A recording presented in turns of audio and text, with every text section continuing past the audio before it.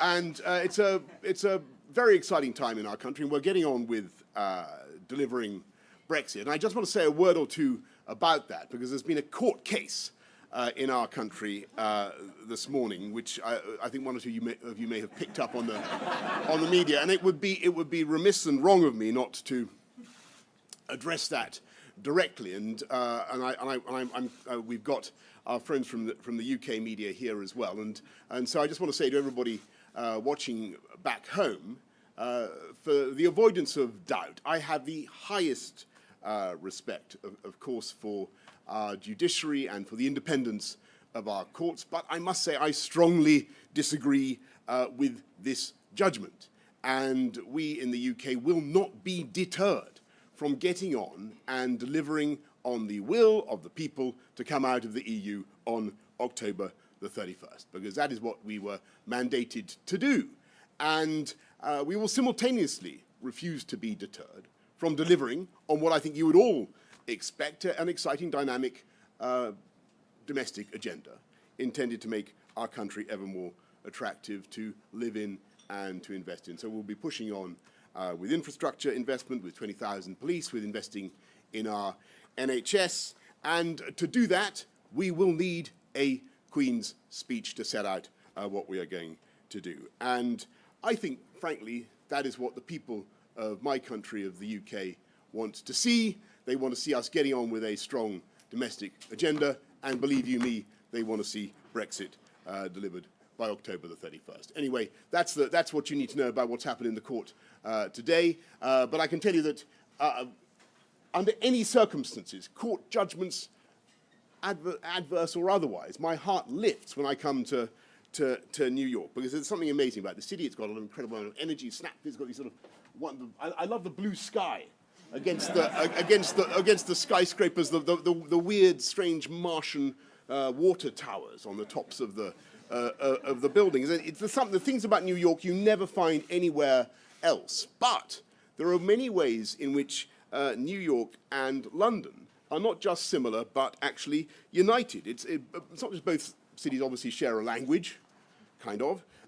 We have a basic idea of freedom, don't we? We have a basic idea of freedom, and the idea is very simple, common to our democracies and our traditions, that if you obey the law and you do no harm to others, then you can come and you can live your life as you please in these great cities without being judged or censured. And I think it's the excitement of that freedom that brings people of talent to New York as it brings people to London. And you get this cyclotron effect and the flash of inspiration that leads to innovation, that leads to prosperity and growth. And very often it will be a synthesis between American and British ideas, like this thing outside, which is absolutely fantastic.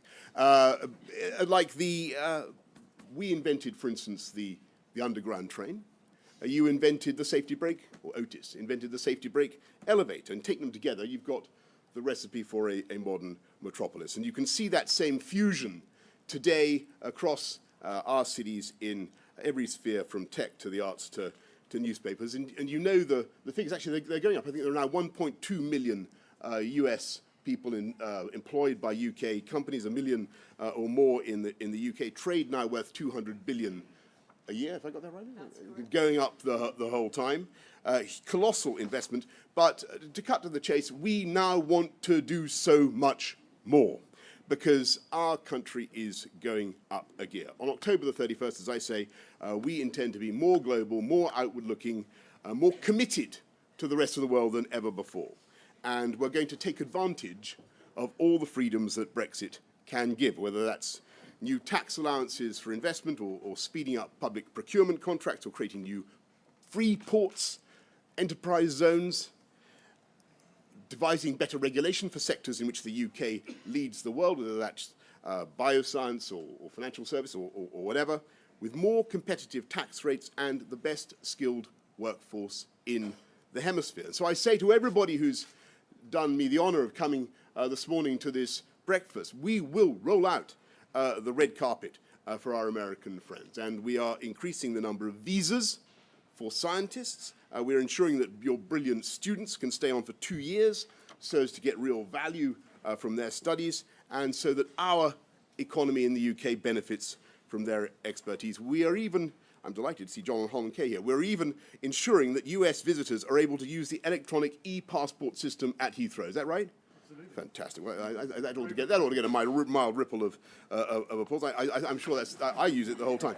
And yes, we want to do the much vaunted free trade deal. I'm not saying it's going to be easy, because there will be things where we do not want our NHS to be on the table, but there will be difficulties. But I'm very glad that President Trump has set up the Special Relationship Economic Working Group, because it is absolutely absurd that there should be tariffs in the UK on Californian wine, quite high, heavy tariffs, or British shoppers should pay over the odds for Florida orange juice. But it is also absurd and indefensible that the population of America, to the best of my knowledge, has gone for decades without eating a morsel of British lamb or beef, let alone haggis. And I have discovered that anyone wanting to sell socks to the United States, I've got to be careful with this, but anyway, I think they at least face a tariff. Is that right? They do. This statistic is contested in some way, Liz. They face a tariff of 19%. I was told that there are some fibres that have to be taken to a laboratory and set fire to twice. But I'm not. But the hosiery industry of Britain disputes this. They think they can overcome this barrier. But there are others. There is only certain ports in the United States are licensed for the import of British cauliflowers. Can you believe that?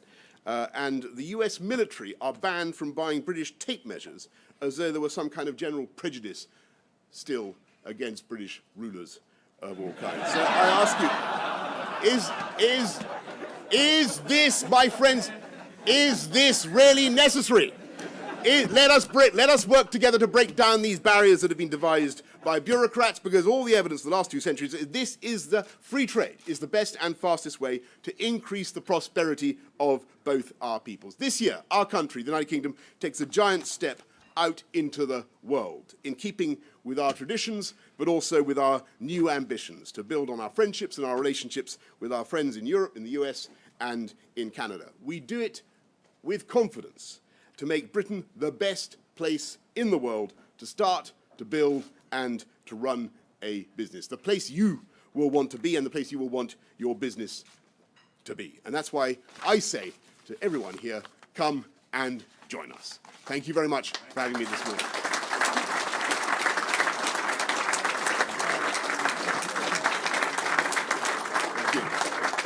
Thank you. Thank you.